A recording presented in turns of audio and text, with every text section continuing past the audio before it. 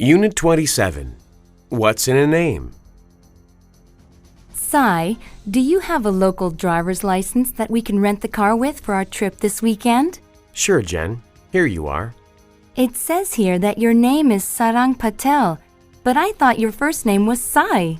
Sai is my nickname, and Sarang is my given name. It means navigator in Hindi. At the time I was born, things were confusing and difficult for my family in India. My parents wanted a son who could lead and guide our family to success. Well, I just hope you can lead and guide all of us to the beach this weekend. Ha ha, very funny. So, your nickname is Jen, and your given name's Jennifer. Do you know how you got that name? Actually, I was named after my father's grandmother, Guinevere.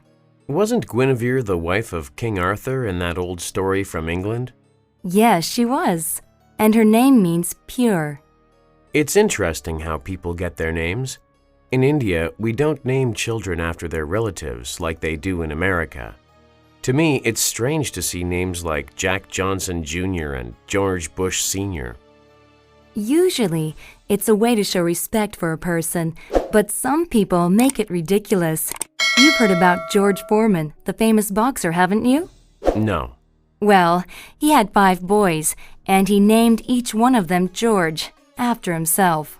It must be confusing when the phone rings at his house. Unit 28. The right career. People need to consider important factors when choosing a career.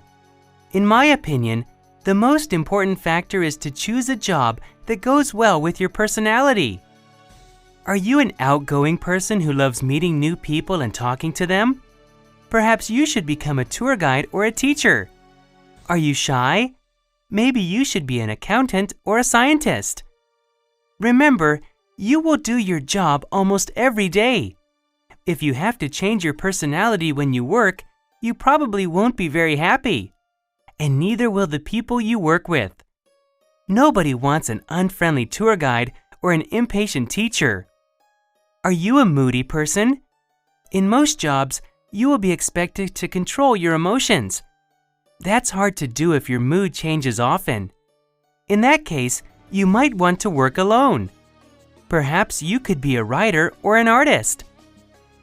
There are other factors to consider, such as salary and status. However, what good is a large salary or high status if you don't like your job? You should consider your personality, find out what you are very good at doing, and then find the right career to go with all this. Too many people choose a career because it pays well. Too often, they find they don't like their jobs. But by then, they feel like they're in a trap, and they can't escape.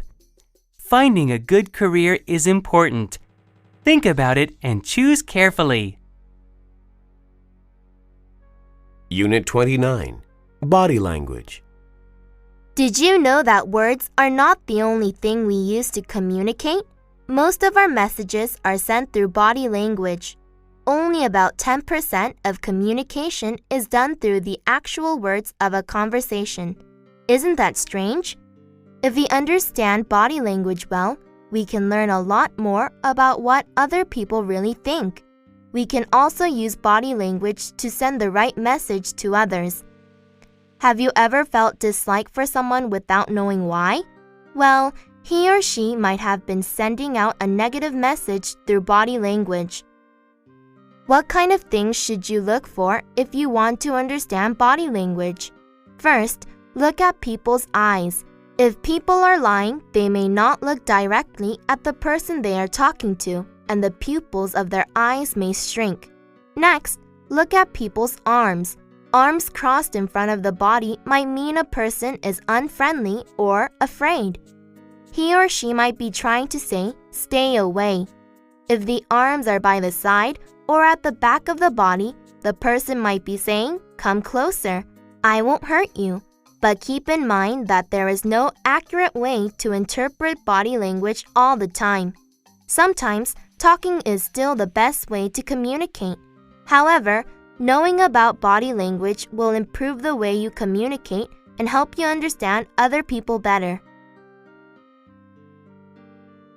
Unit 30, Veterinarians. If you like animals and science, you might want to be a veterinarian. Veterinarians are animal doctors. They take care of sick and injured animals. Like doctors, vets perform surgery and give medicine. When an animal is sick, vets examine it to find out why. They look for clues in the way an animal looks and acts. For example, if a dog is walking in a strange way, it might have injured its leg. Vets need to observe animals carefully since animals cannot speak to tell anyone what is wrong. Vets prevent health problems in animals by giving vaccinations and checkups and fixing teeth. They also teach owners how to feed and train their animals. Vets use special tools to perform surgery. They fix broken bones, take out tumors, take x-rays, and treat wounds. Most vets treat small pets, including dogs and cats. A few vets focus on large animals such as sheep, cows, and horses. Large animal vets usually drive to ranches and stables where their patients live. Often, they help when the animals give birth. Vets who work with large animals often work outside in all kinds of weather. A few vets work in zoos and aquariums. They care for zebras, sharks, and other wild creatures. Because animals can get sick at any time, vets often work long hours. Many vets like their work because they can be with animals every day, even though sick animals can sometimes bite or kick their vets.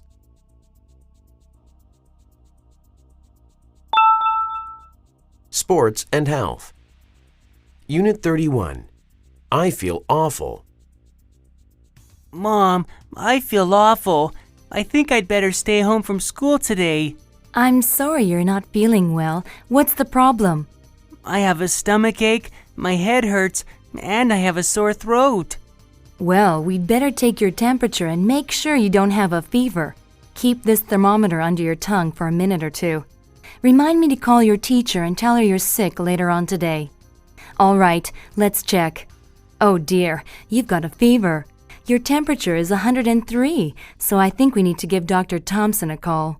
I don't understand how my head can be so hot when my body feels so cold. That's called the chills, and they often come along with fever. You've certainly got a fever. But what about my stomach ache and my sore throat? Well, that's another reason we need to go see Dr. Thompson, because when you have a stomach ache, fever, chills, and a sore throat, it usually means that you have something more serious than a common cold. I think you've probably got the flu. I hope it's not too serious, because we've got a basketball game Thursday, and the coach told me that I'll probably start. If you want to recover from the flu in time for your game, you'd better get plenty of rest, take the medicine the doctor gives you, and drink plenty of water. I promise I will, Mom. But let's go and see Dr. Thompson now. Unit 32. Why do we sneeze? A sneeze is a very interesting thing. We use many different muscles when we sneeze. These include stomach muscles, throat muscles, and eye muscles. Remember, our eyes always close during a sneeze. A sneeze begins when something gets inside your nose, like a tiny particle of dust. Your nose sends a message to your brain. Your brain sends messages to the muscles, getting them to work together in the correct order. When you sneeze, the dust that was in your nose flies out as fast as 100 miles an hour. Usually, something like dust or cold air makes us sneeze, but some people sneeze whenever they look at the sun. Some people think that your heart stops when you sneeze. Actually, it really doesn't, but sometimes it might feel like it does. After someone sneezes, people often say, "Bless you," or "God bless you." To bless someone means to wish them good and special things. Why do people say this? Long ago, people believed that this saying kept bad things from flying down your throat. Another story is that people thought this saying would help keep the person who sneezed from getting a very serious disease called the plague. At that time, the plague was killing thousands of people. It was thought that saying "God bless you" would protect people from getting this awful disease. Today, the saying is simply a nice way to wish someone well. Unit 33, Skiing and Snowboarding. My name is Michael Bryce, and I love to ski and snowboard. I am 16 years old, and I have been skiing since I was 5 and snowboarding since I was 8. Both my parents like skiing, and my older brother likes snowboarding. In my opinion, snowboarding is more fun and exciting than skiing.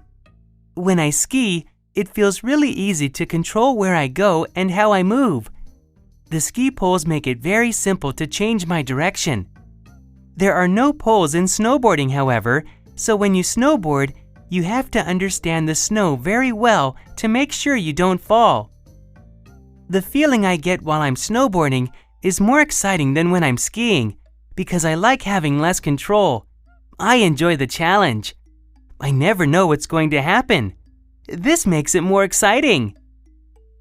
Some people think that the reduced amount of control in snowboarding makes the sport more dangerous. But in my opinion, snowboarding is actually safer than skiing because when you ski, you are standing on 2 skis. If you fall while on skis, it is very easy to break your bones by getting your skis stuck in the snow. On a snowboard, your legs stay together even when you fall. While I still love to ski, I like snowboarding much better. It is more fun and exciting, and maybe even safer than skiing.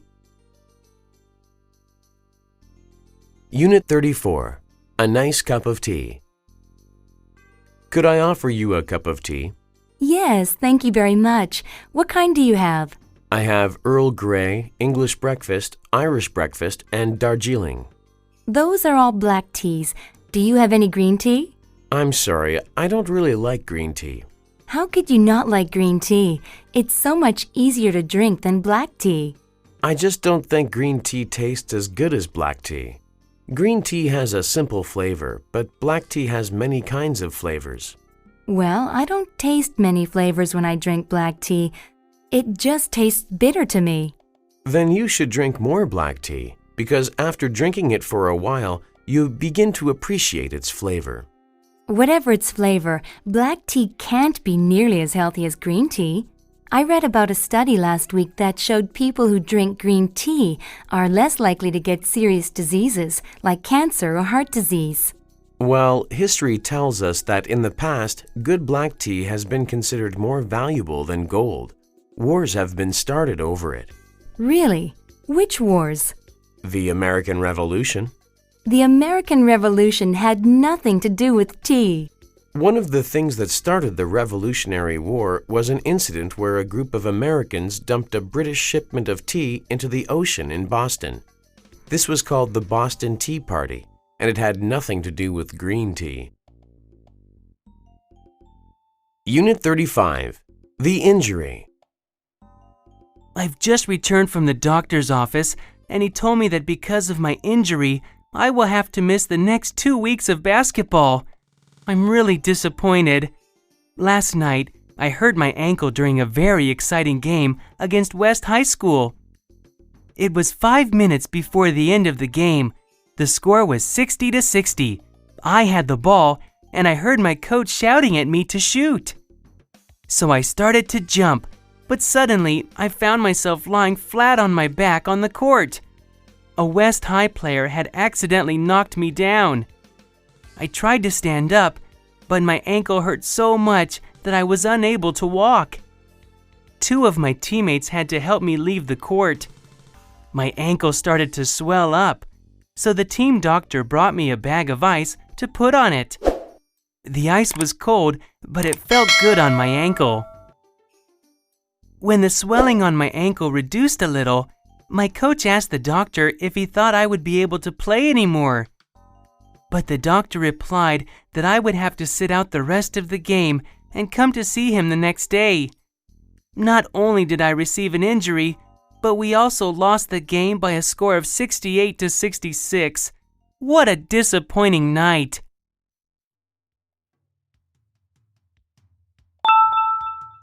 Travel and transport. Unit 36, Moving. Hey, Sheena, I haven't seen you for ages. What's new? Where are you going with all those suitcases? Hi, Mark. It's been a while since the last time we ran into each other. I'm bringing these suitcases home to pack because my family is preparing to move across the bay to Port Anderson. Really? How are you going to transport all your furniture? I'm not sure. I considered hiring a moving van, but someone told me it might be more convenient to rent a huge container and ship everything across. The details are a bit complicated because we've got so many boxes.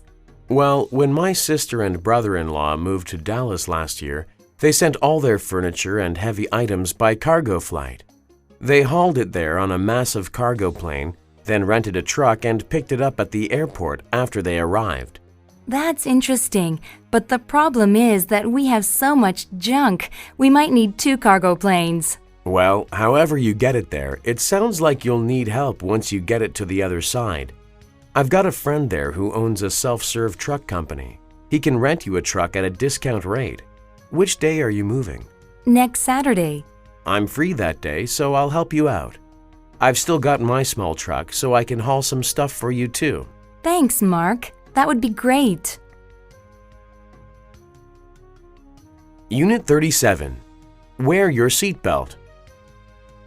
Some people think that the government should require passengers by law to wear seatbelts in cars and taxis. They say that seatbelts save lives and money. Statistics show that 60% of people killed in car accidents were not wearing seatbelts. Statistics also show that most people who wear seatbelts survive. In the past 30 years, seatbelts have saved almost $600 billion in medical costs.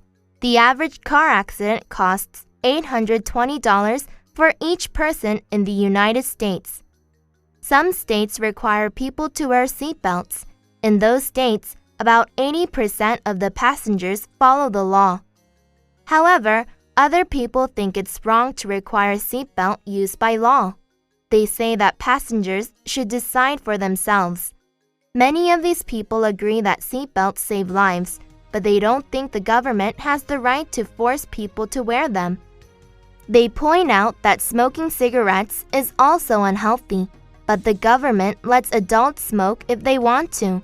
Leaders cannot force people to do what's good, they argue. It's better to educate people so they will want to wear seatbelts.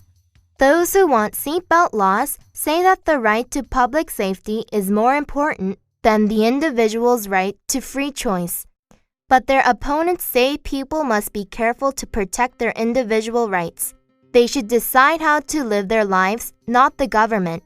What is your opinion on this? Unit 38. Going on vacation. Hey, Carl. I'm surprised to see you here. Jeremy told me that you were on vacation. Hi, Shelley. We were visiting some relatives in Sydney, but we returned last night. Oh, I've wanted to go to Australia ever since I was little. Tell me what it was like. It was fantastic. We fed kangaroos, walked through rainforests, and swam in the ocean. What was really great was when we took a train to Brisbane to see the Great Barrier Reef. I've heard that flights to Australia are pretty expensive. My dad knows someone who works for Qantas Airlines, so we were able to get a good deal. The tickets were only $800 per person for a round trip. Wow, that is a good deal. When we went on vacation to Bangkok last year, it cost $1,000 for a round-trip ticket, and Thailand's closer than Australia. What did you like best about Thailand? Well, the food was delicious, and riding elephants was exciting, but I'd have to say that the beach was the best part. The only unpleasant part of the trip was after we got home, when we found out that the airline had lost some of our luggage. My father's suitcase and my sister's backpack were missing.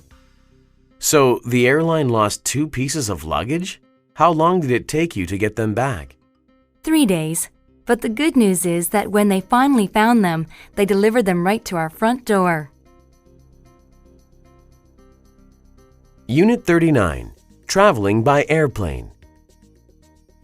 Airplane travelers can choose between 3 kinds of tickets: first class, business class, and economy class. Most people buy economy class tickets. They are cheaper, so travelers can go to more places more often. Business class is more expensive, with good seats and good service. First class is very expensive, but offers very comfortable seats and excellent service. In economy class, the seats are small and close together. There is not much leg room. In first class, the seats are huge and wider apart. There is lots of room for passengers to stretch their legs. Economy class passengers usually must all watch the same movie. First class passengers have their own TVs, and each person can watch different movies. Economy class passengers eat cheaper food. First class passengers are served delicious fresh food. It is difficult to sleep in economy class because of the small seats and all the noise. In first class, the large seats can be pushed back to make a comfortable bed. There is a curtain between sections, so it is nice and quiet. Economy class is a good choice for short flights within the same country. Business class or first class is a good choice for business travelers taking an international flight across an ocean. These people often have to get off the plane and go right to work. For them, it is important to arrive fresh, rested, and ready for a full, exciting day. Unit 40. A family cruise. Family Cruise Line is offering a new, exciting cruise that the whole family can enjoy. We have a special deal for families all year round on our Family Caribbean Cruise. This special one-week cruise leaves from Miami, Florida, and stops at 6 fantastic Caribbean islands. There is so much for the entire family to see and do. On board, we have a variety of great food for breakfast, lunch, and dinner. We also have lots of interesting and fun activities. There are music and dance shows every evening. We have a movie theater and a KTV bar. For kids, we have shows each day with their favorite TV friends like Mickey Mouse, Goofy, and Elmo. Playing with television characters isn't the only activity children will enjoy. They can play volleyball, swim in one of our 3 huge pools, or take dancing and art classes. There's so much variety, the kids can try a new activity each day. Mom and Dad can join them or rest in lounge chairs on our wide ship deck. On shore, you can shop, swim, and enjoy fresh food while you learn all about island life. With 4 to 7 hours on shore each day, you'll have plenty of time to explore each island. Does this sound exciting? It is! So, when it's time to plan your next vacation, remember Family Cruise Line. It will be a trip your family will never forget.